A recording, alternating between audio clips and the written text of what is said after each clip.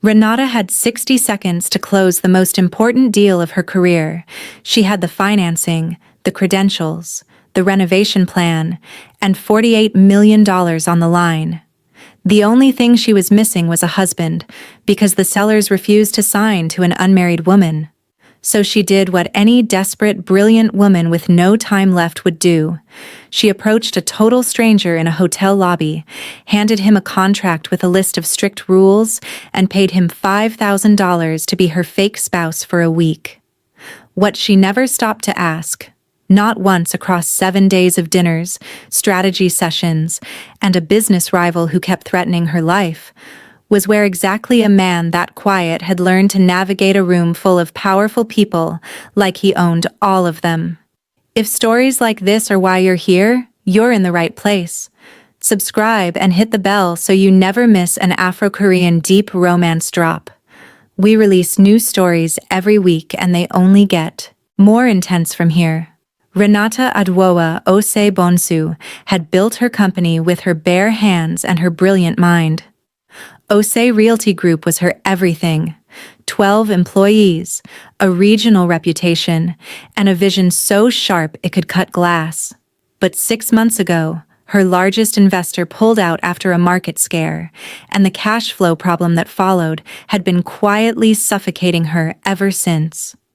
The Whitmore estate was her solution.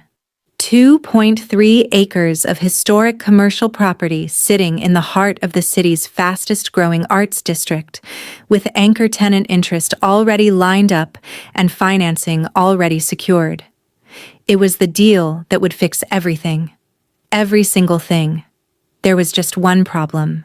Gerald Whitmore, 72 years old and immovable as concrete, would only sell to a married woman, a stable woman, a settled woman. Those were his words, delivered through his attorney like they were perfectly reasonable, like it was still 1954, and Renata's balance sheet didn't speak louder than any ring on her finger. She had 4 hours to fix it. 4 hours before a mandatory introductory dinner that would either open the door or close it forever. She was standing in the marble lobby of the Meridian Grand with a portfolio under her arm and a problem she had no solution to when she saw him. He was sitting alone near the fireplace. Still. Completely. Unnervingly still. Dark suit, no tie, black shirt with a collar so crisp it looked engineered. His hair was dark and swept back with the kind of careless precision that costs real money. He was Korean, she noted, late 30s, maybe older, genuinely hard to tell, with a jaw that looked like a decision. He had a glass of whiskey at his elbow that he hadn't touched. He was reading something on his phone. Not scrolling. Actually reading. He looked expensive. He looked bored. And he looked exactly like the kind of man who did this professionally. Renata straightened her blazer and walked over. She stopped in front of his chair. He looked up. Dark brown eyes, almost black, that moved over her in one slow, complete sweep. The kind of look that took inventory without asking permission. "I need to ask you something," she said, keeping her voice low and even, "and I need you not to be offended." One eyebrow lifted, just slightly. "Are you available for hire? Short-term, professional. I need someone to play my husband at a business dinner tonight and for approximately the next 7 days. I'll pay well, I have a contract ready, and I have very specific rules." The silence lasted exactly 3 seconds. Then the corner of his mouth moved. Not quite a smile. Something more controlled than that. "Rules," he said. Low voice, light accent, unhurried in a way that made her want to hear it again. She didn't let herself want that. "Yes. Rules. Number 1. No physical contact beyond what is socially necessary. Number 2. You follow my lead on all business conversation. Supportive, mild-mannered, no strong opinions. Number 3. You sign a full NDA before we leave this lobby." She paused. Number 4. If you break any of these rules, the contract is void and you forfeit the fee. How much? $5,000 for the week. He looked at her for a long moment. Then he picked up the whiskey, took one slow sip, and set it back down. Show me the contract. She had it out in 4 seconds flat. She would later realize that she had been so focused on her own desperation in that moment that she completely missed what was right in front of her. She missed the way he read her NDA with the calm efficiency of someone who had reviewed many, many contracts. She missed the way his eyes caught the exit points of the lobby without moving his head. She missed the way the hotel staff, 2 of them near the concierge desk, clocked him the moment he shifted in his chair. The way you clock someone you already know matters. She missed all of it. She handed him a pen. He produced his own. Matte black, heavy, from his inside pocket without looking for it, and signed. 2 initials, fluid and minimal. Your name, she said. Seo Jihoon. He slid the NDA back across the table. And you are Renata Osei Bonsu, founder of Osei Realty Group, Spelman College, then Wharton. $48 million acquisition in play, currently under significant financial pressure from an investor withdrawal 6 months ago. The blood drained from her face. How do you know all of that? He held up his phone, screen facing her. Her LinkedIn profile. Her company's press page. A regional business journal article from last spring. I like to know who I'm signing contracts with, he said simply. She told herself this was reasonable. She told herself she didn't have time to think about it further. Both of those things were mistakes.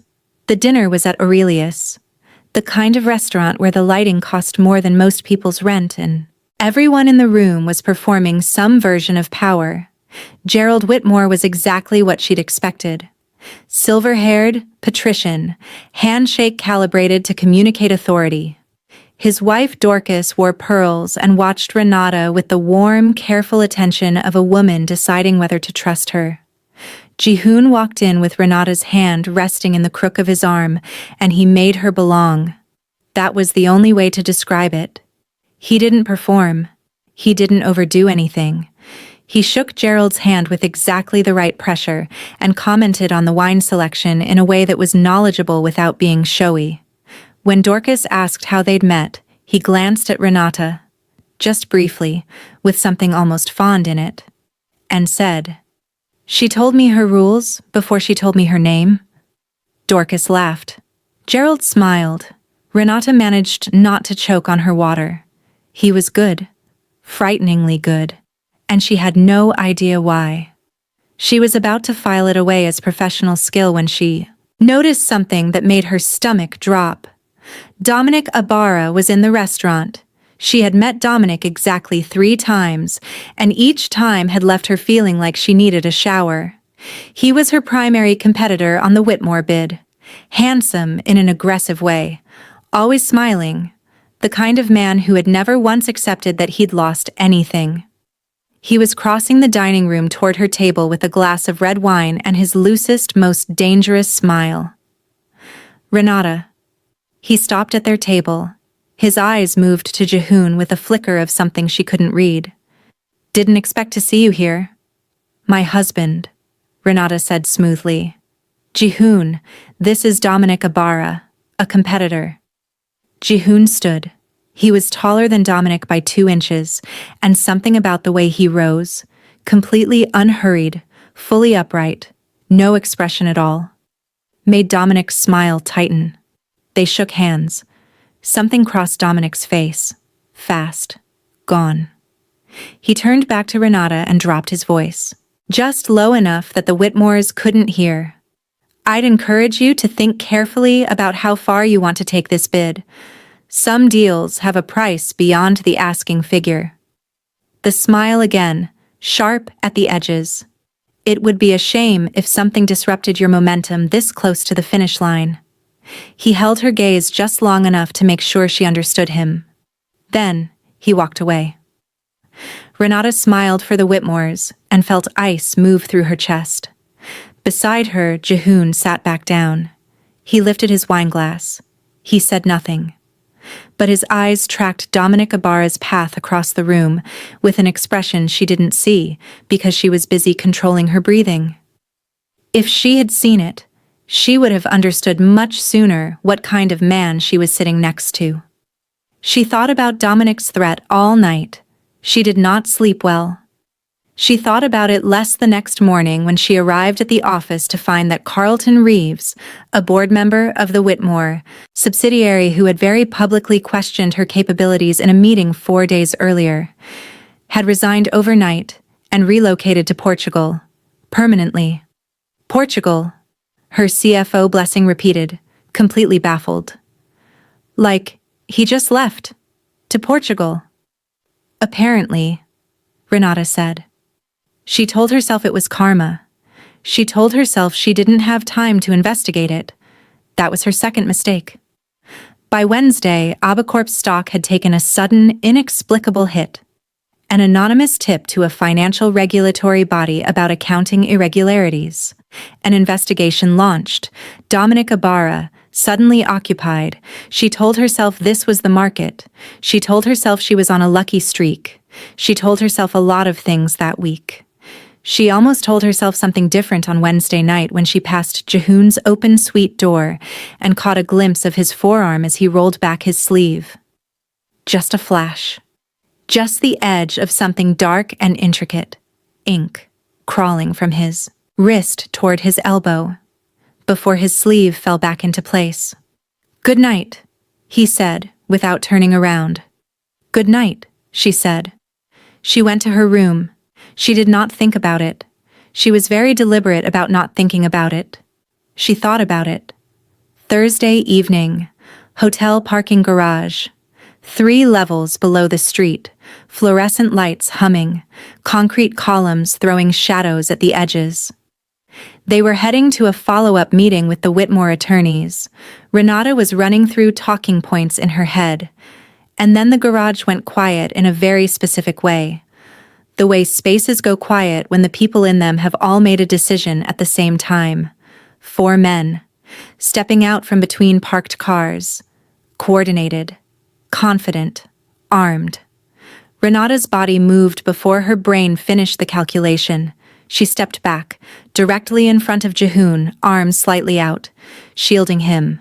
She had no weapon, no plan, just the absolute refusal to let a civilian get hurt, because she'd pulled him into her mess.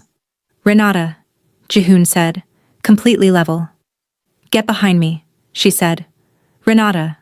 His hand came to her shoulder, firm, specific, precise. "Step aside." "I will not step aside. These men have—" He moved her, not roughly, not dismissively. Just exactly, with one hand guiding her 2 steps to the left, like he was repositioning something important. She was so startled she let him.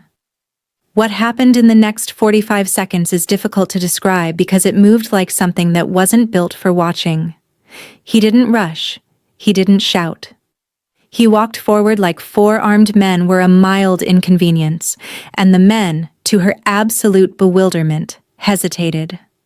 That half-second was all it took. He was precise. He was devastating. He was so economical about it that it almost looked quiet. No dramatics, no running starts, just controlled, terrifying efficiency that left 4 professionals in a silent arrangement on the concrete. The last man tried to draw his weapon.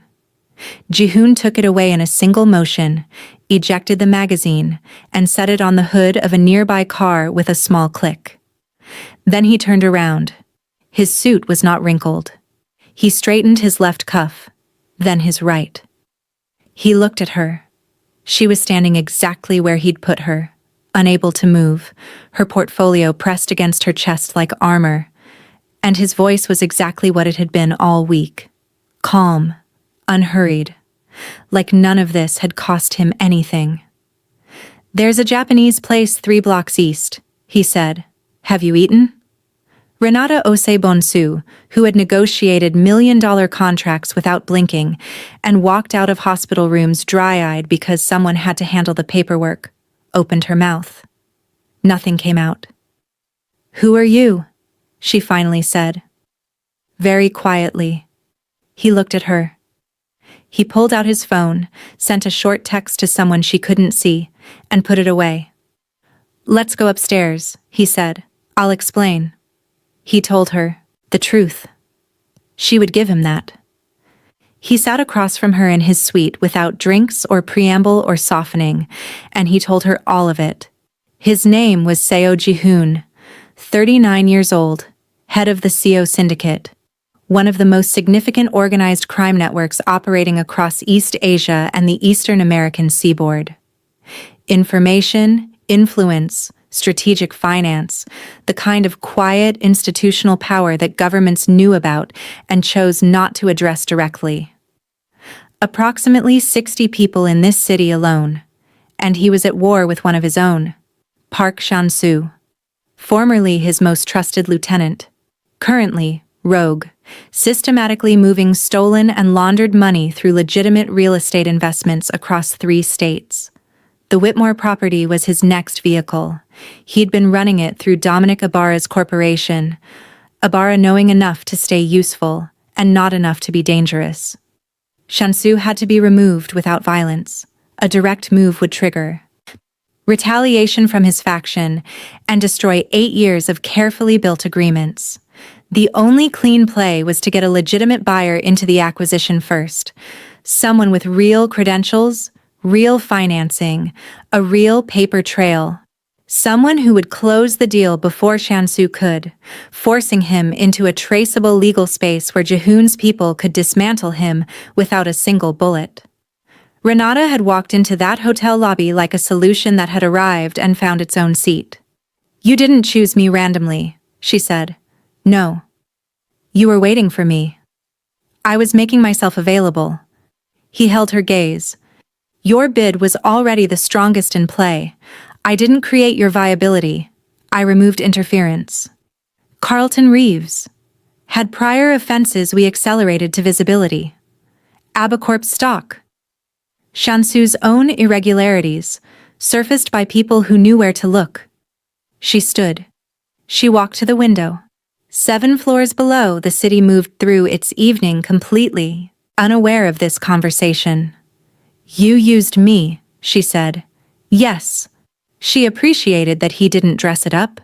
She also appreciated it approximately as much as she appreciated a root canal, which was to say, not at all, but she respected the honesty. "I want to void the contract." "You can." A pause. "But Chan-soo's people identified you during the garage incident. He now knows you're connected to me. He will use you as leverage to back me down, which means, as of 2 hours ago, there is a price on your head." The ventilation hummed. The city sparkled below, indifferent. "Of course there is," she said quietly. "Renata." She turned. "You were already winning this deal," he said. "I want to be clear about that. The work was yours. The preparation was yours. The relationship with the Whitmores is yours. I cleared the path. But the destination was always going to be yours because you were the best person in this race." She looked at him for a long time. "Is that supposed to make me feel better?" "No," he said. "It's true. Those are different things." She sat back down. She opened her portfolio. She found the original contract, $5,000, 1 week, 1 fake husband, and set it on the table between them. "The signing is tomorrow," she said. "Final contract. Whitmore? Their attorneys? Their full board? In a formal boardroom?" "Yes." "Chan-soo will be there?" "Yes." "And your people?" "Are outside every exit of that building as of this morning." She looked at the contract. Then she looked at Seo Ji-hoon, who had handed her things before she reached for them all week and given her quiet when she needed it, and moved her aside in a parking garage with the gentleness of someone who understood that strength and care were not opposites. "We finish what we started," she said. "My deal, my way. You stand behind me and let me work." Something moved in his expression, quick, deep, completely real. Agreed, he said. The boardroom was on the high, 32nd floor, floor-to-ceiling glass, a long mahogany table, a view of the city that cost more per square foot than most apartments. Renata arrived composed, portfolio in hand, Ji-hoon one step behind her. By 9:55, she knew something was wrong. Too many unfamiliar faces. Ibarra's attorney, not on the agenda. Two men in the corner with the specific stillness of people paid to stand still. The Whitmore attorneys were pale. Gerald Whitmore sat at the far end of the table with the careful expression of a man who understood he had become, without knowing how, a supporting character in someone else's story. Park Chan-soo walked in at 9:58. She didn't know his name yet, but she knew what he was the moment he entered. Compact, silver-haired, expensive suit, moving through the room with the absolute certainty of a man who had already decided the outcome. 4 men followed him and positioned themselves at the exits. One of them locked the boardroom door. Miss Osebonsu. Shansu's English was precise, unaccented through deliberate effort. He didn't sit. He stood at the opposite end of the table and regarded her the way she imagined him regarding most problems, as temporary. I think there's been a misunderstanding about who is acquiring this property. I'm here to correct it. Quietly, Renata looked at the locked door. She looked at the glass walls. She looked at the city 32 floors below. And then she looked at Ji-hoon, standing directly behind her chair, hands folded, eyes on Chan-soo. His expression was neutral. Completely, professionally neutral. But when his eyes met hers, there was something in them she had not seen all week. Absolute attention, the look of a man focused on the only thing in the room that matters to him. Your deal, that look said. Your way. She pulled out her chair. She sat down. She opened her portfolio and smoothed the contract flat on the mahogany with both palms, unhurried, like she had all the time in the world. Mr. Chan-soo, she said, let's talk about what I'm willing to accept. He smiled, patient. Miss Osebonsu, I don't think you understand your position. I understand exactly what I'm working with, she said. You want this property because it's one of the last clean acquisition vehicles in this district for your particular financial needs.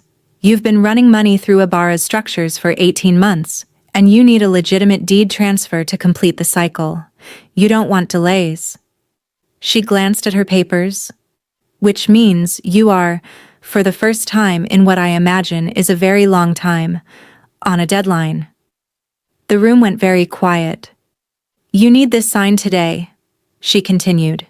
You need the Whitmores' cooperation, and the Whitmores will only sign to a credentialed buyer, which means you need me at this table. She looked up. Which means, Mr. Chan-soo, I'm not the one in the difficult position. She slid a document to the center of the table. My offer is $2 million. Cash. Full transfer. Clean deed. Clean title. Sign today, in this room. Same net outcome for your cycle. No complications. No exposure. She paused. Or you can explain to everyone here, including the Whitmore family and their attorneys, why 4 armed men are blocking the exits.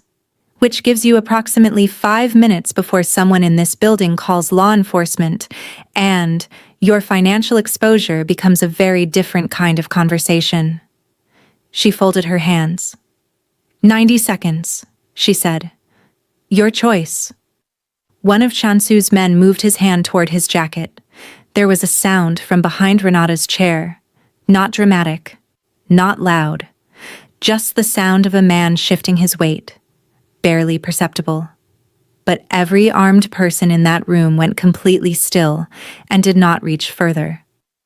Because they had all just realized who was standing behind her chair. Park Chan-soo stared at Ji-hoon, and for the first time since he'd entered the room, something moved across his face that had not been there before. Fear. The clock moved. 60 seconds. 75. Shansu reached across the table and pulled the document toward him. He signed it. Gerald Whitmore, who had watched the entire exchange with the expression of a man who had bought tickets to a piano recital and arrived at something else entirely, turned to his attorney and said, "I believe we're ready to proceed with Miss Osebonsu's acquisition." Renata signed the Whitmore contract. Her CFO blessing, patched in by phone from outside, confirmed the wire transfer. By 11:43, the Whitmore estate belonged to Osei Realty Group. The exits opened by noon. Shansu and his people left under an escort Renata didn't ask to understand, because she was already building the press release in her head, and because she had the sense that the details would give her a headache on top of the one she already had. The Whitmore attorneys left. Gerald shook her hand with both of his. Dorcas hugged her. Unexpected, warm, steadying in a way she hadn't anticipated. And then the boardroom was empty except for her and Seo Ji-hoon. She stood at the window with the signed contract in her hand and the city below her, and that particular hollow feeling that comes after an adrenaline event when your body doesn't know what gear to find next. Behind her, she heard him straighten a chair that had been pushed aside during the morning. That small, quiet, routine gesture of it did something to her chest that she didn't have a category for yet. She turned. He was standing at the end of the table, jacket buttoned, looking exactly the way he had in the hotel lobby 7 days ago, unhurried, settled. Like a man who was exactly where he had intended to be all along. She reached into her portfolio and produced a check. $5,000 to Seo Ji-hoon, memo line, professional services, per contract. She walked to him and held it out. He took it. He looked. The pieces on the mahogany. Then the pieces on the mahogany. Then he reached into his inner pocket and produced their original contract. Her rules, her NDA, her careful list of conditions, and set it beside the pieces of the check. "What are you doing?" she asked. "The arrangement is concluded," he said. He looked at her steadily. "What comes next wouldn't be covered under those terms anyway." She looked at the torn pieces. She looked at him. At Seo Ji-hoon, who had been quietly present all week in exactly the ways she needed and had never once pushed past the boundaries she'd drawn, who had told her an ugly truth without dressing it up, who had stood behind her chair that morning not to rescue her, but to make sure no one stopped her from winning what was already hers. "What comes next?" she said. "Tomorrow is the 15th, he said. "We have been married for the purposes of this agreement since the 8th. That makes tomorrow our 1-week anniversary." The almost smile, slightly wider than she had ever seen it. "I think a real dinner is the appropriate observation." She looked at him for a long moment. "You want to take me to dinner?" she said. "For our fake anniversary. For our first real date," he said. "The fake part is concluded." "You run a criminal syndicate." "Yes." "That's a significant complication." "Yes." He didn't move toward her, didn't press. Just held her gaze with the patience of a man who understood that some decisions cannot be rushed and had no intention of trying. "I'm also someone who spent 7 days watching you refuse to be small. I would like to spend more time in the presence of that." She thought about what Blessing was going to say. She thought about what her mother was going to say. She thought about 47 logistical follow-ups she owed before end of business. She thought about a man who handed her things before she reached for them, who read in silence when she needed quiet, who moved her aside in a parking garage with the specific gentleness of someone who had learned long ago that power and care were not opposites. "Dinner," she said. "Yes. The Georgian place on Meridian, not Japanese." Something in his face opened, warm, quick, fully real. "Done. 7 o'clock. I need 3 hours for follow-ups. I'll be in the lobby." She picked up her portfolio. She was at the door when he said her name. Just her name, the way he had said it in the parking garage. Specific and certain, like a thing decided. She turned. He crossed the room in measured strides and stopped close enough that she could see the detail of his cufflinks. Small, matte black. And looked at her with everything he had been holding back across 7 careful, controlled, deliberate days. Then he kissed her. Not tentatively, not for performance. With the focused certainty of a man who has made a decision and intends to mean it, one hand light at the side of her face like she was something he had absolutely no intention of dropping. It lasted exactly long enough to be unmistakable. He stepped back, composed, jacket unrumpled. 7 o'clock, he said. I'll be in the lobby. Renata Bonsu stood in the doorway of a 32nd floor boardroom, holding a signed $48 million acquisition contract with her composure in approximately 11 separate pieces. If you're late, she said, I'm renegotiating your fee. His smile, full, unhurried, completely real, was the last thing she saw before she walked out. She made it to the elevator before she exhaled. She made it to the lobby before she texted Blessing 2 words. We got it. Blessing's response was immediate and entirely in capitals, with 4 exclamation points and a voice note Renata saved for later, because she already knew it would make her laugh in a way she couldn't afford in a glass elevator with strangers. She would tell Blessing everything. Eventually. In stages. Probably starting with, so I approached a man in a hotel lobby and ending somewhere around he's a crime lord, and we have dinner reservations and letting Blessing take it from there. Outside, she got into her car and opened her laptop and got 40 words into the first follow-up email before she stopped. Looked out the window. Thought about a man who filled silence only when silence needed filling.